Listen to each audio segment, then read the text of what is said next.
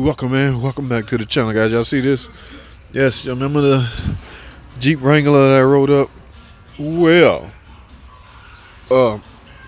they approved the cat, guys, and yes, this is one you can't get a bank. You can't get a right bank or a left bank. You have to get the whole cat. Now, what I'm up against is figuring out how to. I've seen guys replace these. It's the first one I'm doing for some reason.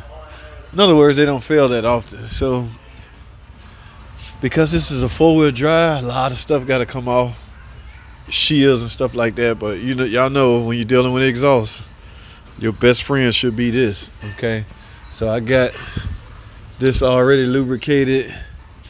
The connection points up there, I did those from the top.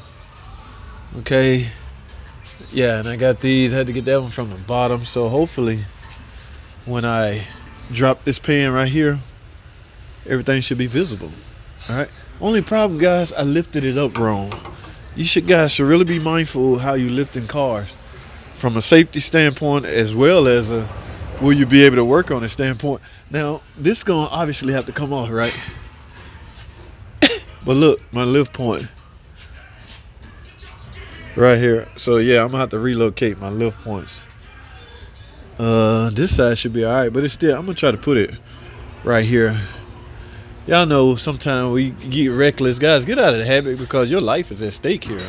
All right, now I don't see this falling, but you should. I mean, we get slack over the years. Like I've been doing this over 2 decades. So naturally, over time, you get a little slack. But I don't think my life is in danger. But at the same time, be mindful of your lift points. Okay, just want to throw that out there. I know a lot of you DIY guys working on the ground. So if you guys had to do something like that, how would you do it? I'm sure Tim at Astro Auto Repairs will figure out how to get this cat converter. Like I said, it's not an individual bank 1 or bank 2. This is all together resonators. Cat converters. So because of the miles, guys, I did recommend that we go ahead and get new, where they at? O2 sensors. All right, O2 sensors are funny, man. They naturally they're gonna have a lifespan to them like anything else, right? But O2 sensors can cause you some hidden problems and not even have a check engine light or anything like that. That's because they work off like parameters and windows. Well, they all work off parameters, but windows. Okay, like you got to be in a certain window for the check engine light to come on. Now, if you look at your scan tool, well, you guys with the good scan tool, you can see Lazy. We used to have a fault code named Lazy O2 sensor. All right, lazy typically mean the waveform that it's doing is like it's tired, it's aged. So even though, guys, I say this all the time, I'm gonna do a video on this. Parts you should replace whether the check engine light on or not at a certain mile interval, say 100,000 miles. And you know what part I have on that list? I'm gonna do a video on this, but I'm gonna give y'all a heads up. Fuel pump. Yes, guys, I'm sorry. First of all, you're not going to get a fault code for fuel pump bad. You're not going to get a fault code for any part bad. They just may call out the part in the fault code. But fuel pump is an electrical motor, guys.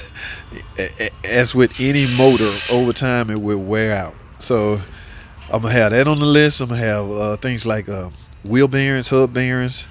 Okay, there's no time interval. People typically do that when they're bad. But if you one of those customers, like I got a lady customer, want things replaced before they break, and it drives me crazy. And I get it, I get her point and her fear, but she's gonna end up spending a lot of money, and we replacing parts prematurely. But she need that peace of mind. That's the one I told you have me replacing the battery every year, whether it needs it or not. In other words, she been scarred before. I guess she went to a car and wouldn't start. And that was the last straw, damn it. All right, so let me relocate. I've talked enough. Let me relocate my lift points, and we're going to get this cat converter out of here, guys. All right, y'all ready? Stay tuned. Don't go anywhere. I'll be right back.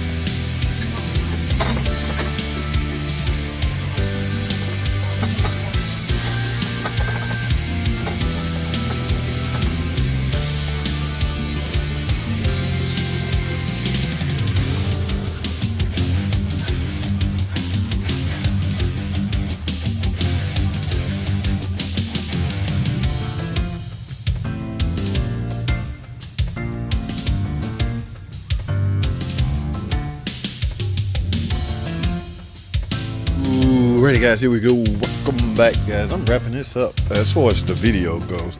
Got a little bit more work and getting it converted in, but let me go over some tips with you guys. Yes, I've been with Jeep a long time. This is my first one doing, guys. Now, a lot of stuff that we do or I do, I just simply learn as I go. You know, I don't jump on, I just learn as you go. That's just, you're your biggest critics. But as far as shortcut, yeah, we always love shortcuts. But a couple points you need to understand, guys. Number one is make sure you lube up you don't want no kind of stoppage in the boat coming out, guys. Because if you do, it's gonna be for a long day trying to cut that off. The exhaust manifold, y'all know how they rust. Now, as far as this, I try to cheat this. I fought everything possible without having to take this off. Ain't no way around it, guys. Just simply remove the 3 bolts on the mount, lift up the trans. You can see I got the jack stand under the trans. I didn't take it all the way out. I lowered it. I was able to clear it, but just so you know, don't spend a lot of time fighting with that, cussing and fussing. Just remove the damn bracket. All right, it's not that serious. Now, as far as this goes, a couple of things you're gonna fight with. At least I fought with. Go ahead and take the O2 sensor out, because the little nipple part gonna bang on somewhere and stop you, give you a headache. So I went ahead and took that out. Good thing about this is Saturday, so I'm not pressed for time. It's not a waiter, but we're fast paced now. So everything is 100 miles an hour, right? All right. And remember, I told you guys, I only got brand new O2 sensor because, what is this, 170,000 miles? Yeah, so now the code was cat efficiency. Yeah, I scanned the car yesterday. So, but you can't get, it was bank 2, I think. You can't get separate banks. It's a complete unit, as you can see. So, I don't want to spend a lot of time on this, guys. Is this a tutorial video? Absolutely not. This would have driven me crazy, trying to tell you every little single boat to get in and out. But it's just a conversation video. That's the only kind of videos I can do here. I can only talk here. I can't really do work. So you're not going to see tutorial videos here. Brothers Motors, places like that, absolutely. All right. So, and I did recommend transfer case service, diff service. They're supposed to call back if they want to do that. No big deal if they don't. But I still got to do the cat. They're trying to pass emissions, so that makes sense. Guys, that is all I have. I'm not going to bore you with installing this because, again, it's not a tutorial video. This is a Jeep Wrangler 2008 model. Yes, 2008 model with a 3.8, I want to say. I don't know. But anyway, that's all I have. Thanks for watching.